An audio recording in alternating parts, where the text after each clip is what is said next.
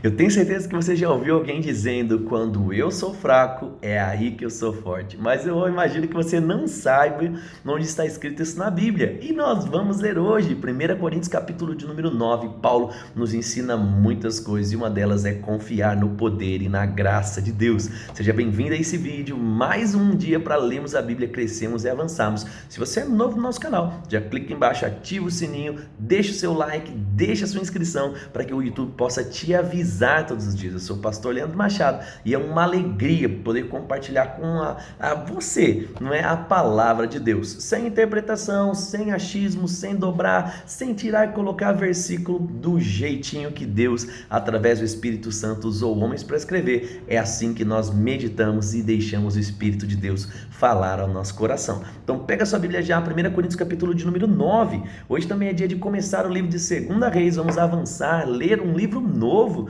não é, para que Deus possa falar ao nosso coração. Então aqui, 1 Coríntios 9, versículo de número 1, ele diz assim: acaso não sou livre como qualquer outro? Não sou apóstolo? Não vi Jesus nosso Senhor com os meus próprios olhos? Não são vocês o resultado do meu trabalho? Vale lembrar aqui, Paulo aqui ele está defendendo o apostolado, tá bom? Muitas pessoas estavam dizendo que ele não era um apóstolo por não ter andado, né, em vida ainda com os outros discípulos, mas aqui ele vai defender o apostolado. E ele vai dizer: não são vocês resultado do meu trabalho no Senhor? Verso 2. Mesmo que outros pensem que não sou apóstolo, certamente eu o sou para vocês. Vocês mesmos são prova do meu apostolado. Essa é a minha resposta aos que questionam a minha autoridade. Acaso não temos direito de receber a comida e bebida por nosso trabalho? Não temos direito de levar conosco uma esposa crente, como fazem os apóstolos e como fazem os irmãos do Senhor e também Pedro? Ou será que só Barnabé e eu precisamos trabalhar para nos sustentarmos? Que soldado precisa pagar as suas próprias despesas? Que agricultor planta uma videira e não tem direito de comer o seu fruto? Que pastor cuida do rebanho e não tem permissão de tomar do seu leite? Será que expresso apenas a opinião humana ou a lei diz isso mesmo? Pois está escrito na lei de Moisés: não amordace o boi para impedir que ele coma enquanto trilha os cereais. Deus estava pensando apenas nos bois quando disse isso, será? Será que na verdade não estava se referindo a nós? Sim, essas palavras foram escritas a nosso respeito e, portanto, quem ara e quem trilha o cereal deve ter a esperança de receber uma parte na colheita. Se plantamos sementes espirituais entre vocês, não temos o direito, será, a uma colheita material? Se vocês sustentam uns aos outros que pregam, não temos mais direito de receber o mesmo sustento? Mas nunca fizemos uso desse direito. Preferimos suportar qualquer coisa a fim de não sermos obstáculos para as obras de Cristo Jesus. Verso 13. Vocês não sabem que os que trabalham no templo se alimentam das ofertas levadas ao templo e que servem diante do altar recebem uma parte dos sacrifícios oferecidos no altar? Da mesma forma, o Senhor ordenou que os que anunciam as boas novas vivam pelas boas novas. Contudo, nunca usei de nenhum desses direitos. Não escrevo isso para sugerir que desejo agora começar a fazê-lo. De fato, prefiro morrer a perder o privilégio de me orgulhar de pregar sem cobrar nada. E, no entanto, não posso me orgulhar de anunciar as boas novas, pois estou sendo impedido por Deus de fazê-lo. Ai de mim se não anunciar as boas novas. Se o fizesse por minha conta própria ou iniciativa, mereceria o pagamento, mas não tenho escolha, pois Deus me confiou essa responsabilidade. Qual é então a minha recompensa? É a oportunidade de anunciar as boas novas sem cobrar nada de ninguém, de modo a não desfrutar dos direitos que tenho por anunciar as boas novas. Percebe que ele diz que existem direitos, mas ele não está desfrutando, tá bom? E ele diz, verso 19: embora eu seja um homem livre, me fiz escravo de todos para levá-los a Cristo. Quando estive com os judeus, vivi como os judeus para levá-los a Cristo. Quando estive com os que seguem a lei judaica, vivi debaixo dessa lei. Embora não esteja sujeito a essa lei, agi desse modo para levar a Cristo aqueles que estão debaixo da lei. Quando estou com os que não seguem a lei judaica, também vivo de modo independente da lei, ao ponto de levá-los a Cristo. Não ignoro, porém, a lei de Deus, pois obedeço à lei de Cristo. Quando estou com os fracos, também me torno fraco, pois quando quero levar Cristo aos fracos, assim me faço. Sim, tento me encontrar um ponto em comum com todos, fazendo o possível para salvar alguns. Faço tudo isso para espalhar as boas novas e participar das suas bênçãos. Vocês não sabem que numa corrida todos competem, mas apenas um ganha o prêmio? Portanto, Corram para vencer. O atleta precisa ser disciplinado em todos os seus aspectos. Ele se esforça para ganhar um prêmio perecível, mas nós, porém, os fazemos para ganhar um prêmio eterno. Por isso, não corro sem objetivo, nem luto como quem dá golpe ao ar. Disciplino o meu corpo como um atleta, treinando para fazer o que deve, de modo que depois de ter pregado a outros, eu mesmo não venha a ser desqualificado. Então, olha que coisa interessante, Paulo fala sobre a importância do domínio próprio para dominarmos a nossa carne e assim darmos um bom testemunho para as pessoas. Quanta coisa maravilhosa nesse texto, né? Bora lá então começar de 2 Reis, capítulo de número 1. Terminamos 1 Reis, agora 2 Reis, capítulo de número 1. Vamos aprender um pouquinho, em meio a tantas histórias do povo aqui virando as costas para Deus, adorando a Baal, nós estamos à expectativa que daqui a pouco vai levantar um rei digno. E aqui, 2 Reis, capítulo de número 1, ele diz assim, verso 1. Depois da morte do rei Acabe, a terra de Moabe se rebelou contra Israel. Certo dia, Acasias caiu pela grade de um cômodo no terraço do seu palácio em Samaria e ficou gravemente ferido. Ele enviou mensageiros ao templo de Baal-Zebuze, deus do Zecrom, para saber se iria se recuperar. O anjo do Senhor, porém, disse a Elias de Tisbe: vai ao encontro dos mensageiros do rei de Samaria e lhes diga: acaso não há Deus em Israel? Por que vão consultar Baal-Zebube, o deus dos Ecrons? Por isso, assim diz o Senhor, você nunca mais se levantará da cama onde está, certamente morrerá. Então Elias partiu. Quando os mensageiros voltaram ao rei, ele lhe perguntou: por que voltaram tão depressa? Eles responderam: um homem veio ao nosso encontro e nos instruiu a voltarmos ao rei e lhe darmos essa mensagem. Assim diz o Senhor: acaso não há Deus em Israel? Porque enviou seus homens para consultar Baal-Zebube, o deus dos Ecrons?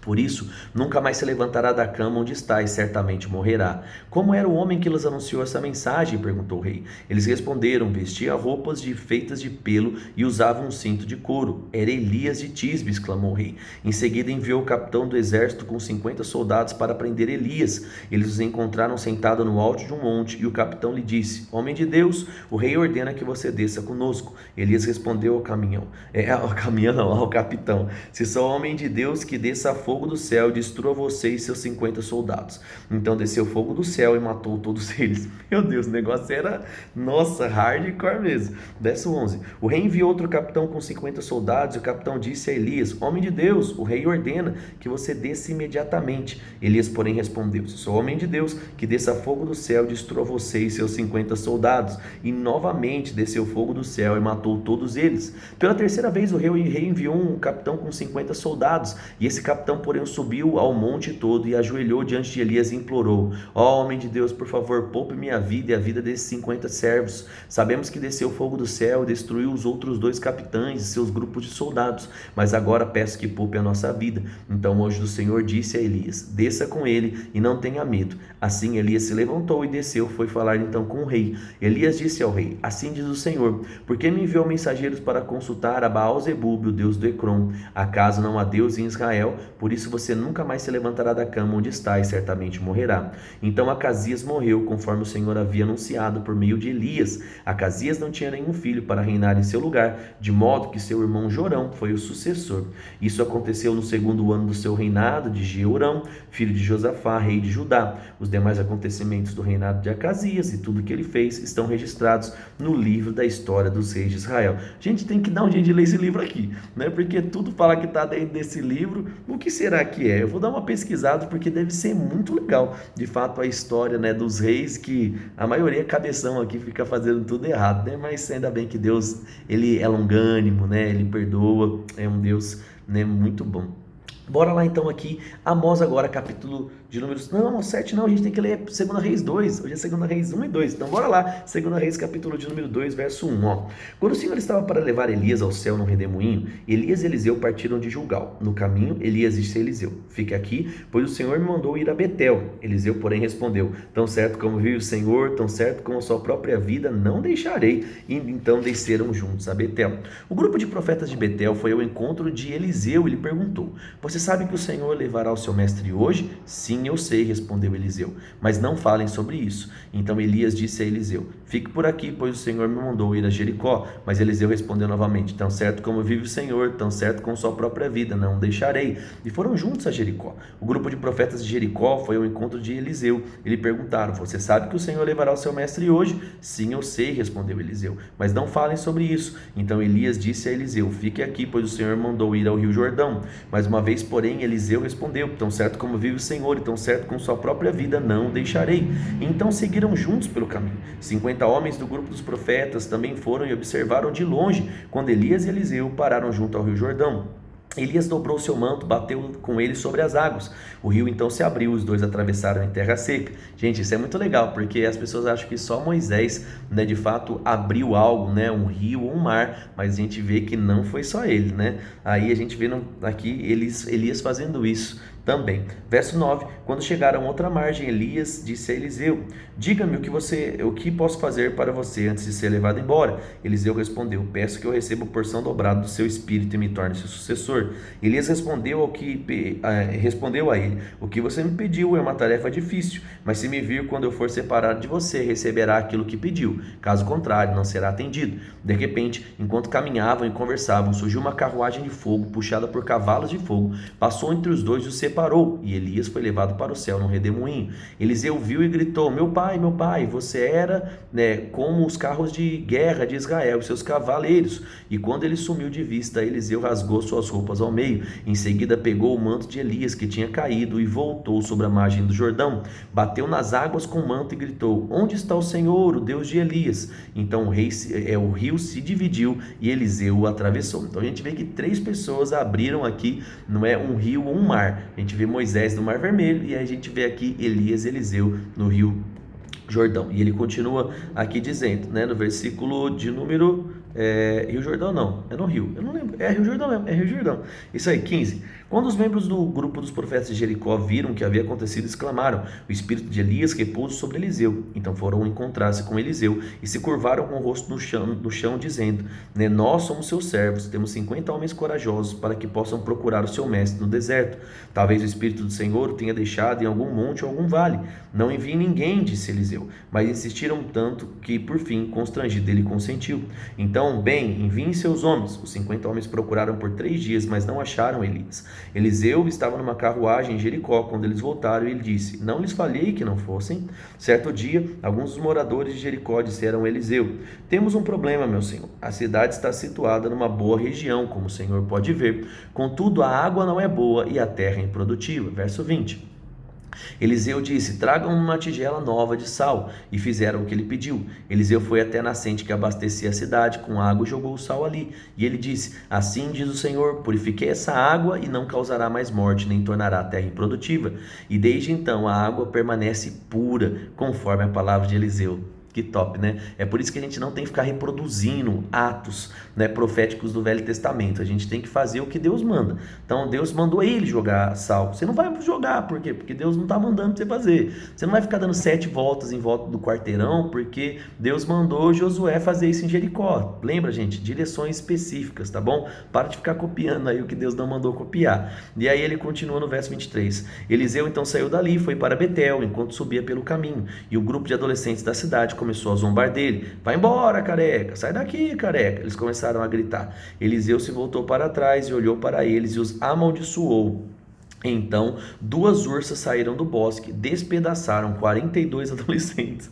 E dali Eliseu foi para o Monte Carmelo e por fim voltou a Samaria. Galera, Velho Testamento é sangue no olho. A galera foi lá, debochou, desonrou, não é? A colheita parece que era muito rápida no Velho Testamento, tanto para bom quanto para ruim. Você vê, a galera desonrou aqui o profeta, do nada, bum, ursa veio e comeu a criançada, rasgou no meio. Jesus amado, o negócio não era para qualquer um. Eu não sei quanto a você, mas ao ler o Velho Testamento isso gera um zelo, de fato um temor acerca da seriedade das coisas de Deus, né? O povo fica brincando muito aí, né? E não vai dar muito certo isso aí não. Bora lá então, Amós capítulo de número 7 agora, né? Nós vamos avançar aqui, lemos um pouquinho de Amós, já está acabando, né? A gente tem Amós hoje 7, 8, depois 9, e aí acaba, depois já vai para Obadias. Então bora lá aqui, ó, Amós capítulo 7, versículo de número 1, e ele diz, né? É isso aí mesmo? É isso aí, Amós 7. E ele fala assim, ó. É, 1. Que o Senhor soberano me mostrou numa visão, e ele se preparava para enviar sobre a terra um exército de gafanhotos. Isso foi depois de uma porção que o rei havia sido, tido de colheita nos campos, quando brotava a colheita principal. Em minha visão, os gafanhotos comiam tudo, todas as plantas da terra. Então eu disse: ó Senhor soberano, nos perdoe, do contrário não sobreviveremos, pois Israel é muito pequeno. Então o Senhor voltou atrás e disse: o que você viu não acontecerá. Verso 4. Foi isso, olha que legal, né? O cara pediu perdão, Deus foi lá e perdoou. Foi isso que o Senhor soberano me mostrou em outra visão, e ele preparava para castigar o povo com um grande fogo. O fogo havia consumido as profundezas do mar, devorava toda a terra. Então eu disse: ó Senhor soberano, imploro-te que pare com isso. Do contrário, não sobreviveremos, pois Israel é muito pequeno. Então o Senhor voltou antes e disse: isso também não acontecerá. Foi isso que ele mostrou em outra visão, e o Senhor estava de pé junto ao muro, e havia sido construído, usando-se de um plumo, e segurava o plumo em sua mão. E o Senhor me perguntou: Amós, o que você vê? Eu respondi: um prumo. Então o Senhor disse: provarei meu povo com este prumo. Não fecharei mais os olhos para o que o fazem, e os santuários idólatras que os seus antepassados todos levantaram ficarão em ruínas. Os lugares de adoração de Israel serão destruídos, e trarei espada contra a dinastia de Jeroboão. Então Amazias, sacerdote de Betel, enviou uma mensagem a Jeroboão, rei de Israel: Amós conspira contra o rei, aqui mesmo, no meio do povo, falando coisas intoleráveis. Assim diz ele: em breve, Jeroboão será morto pela espada, e o povo de Israel será enviado para o exílio. Então Amazias ordenou a Amós: vá embora daqui, profeta. Volte para a terra de Judá e ganhe a vida profetizando ali. Não nos incomode com suas profecias aqui em Betel. Este é o santuário do rei, o lugar de adoração de todo o reino. Amós então respondeu: não sou profeta e nunca fui treinado para ser profeta. Sou apenas um boiadeiro e colhedor de figos. Mas o Senhor me tirou de junto do meu rebanho e disse: vá e profetize ao meu povo de Israel. Agora, portanto, ouça a mensagem do Senhor. Você diz: não profetize contra Israel, pare de pregar contra o meu povo. Mas assim diz o Senhor: sua esposa se tornará prostituta nessa cidade, seus filhos e filhas serão mortos pela espada. Sua terra será dividida e você morrerá em terra estrangeira. E o povo de Israel certamente será levado para o exílio, para longe da sua terra natal. Que louco! Deus usando um cara que não é profeta para profetizar. Já anuncia aqui como uma sombra aquilo que iria acontecer, na nova aliança, que todos nós, como Paulo fala lá em 1 Coríntios 14, devemos ter a expectativa, de profetizar, um dom que está disponível para nós, junto aos 9 dons também lá de 1 Coríntios capítulo de número 12. E aí, aprendeu alguma coisa? Escreve aqui para mim: Deus é perdoador. A gente viu Deus perdoando e dando uma nova oportunidade. Ou então escreve aqui para mim: aquilo que eu planto, eu colho. A gente viu que aquele que planta coisas boas, colhe coisa boa, afinal de contas, todo trabalhador é digno do seu salário, como Paulo nos ensinou lá no livro de 1 Coríntios. Vamos orar? Pai, eu te agradeço pela sua fidelidade, obrigado porque até aqui o Senhor tem nos ajudado. Eu oro mesmo para que uma reverência, Pai, um sentimento correto paire sobre o nosso coração, para que nós possamos fazer boas escolhas e assim alegrar o teu coração. Te agradeço, Pai, por cada escudeiro, cada homem e mulher, cada pessoa, Pai, que tem se dedicado à leitura da palavra de forma diária, assim, Pai, crescendo, praticando, fundamentando uma casa sobre a rocha. Eu declaro os melhores dias vindo, a saúde sendo afetada, o ministério, os sonhos, tudo dando certo, porque eles estão fazendo a parte de cada um deles, e assim a bênção vai se manifestar. Eu te agradeço por tudo, no nome de Jesus, amém. Compartilhe esse vídeo com uma pessoa que você sabe que precisa ler a Bíblia também. Manda no grupo da igreja aí, dos adolescentes, dos jovens, da sua casa, compartilhe nas redes sociais, e eu te espero amanhã, no nosso próximo vídeo. Fique com Deus, um grande abraço e tchau, tchau.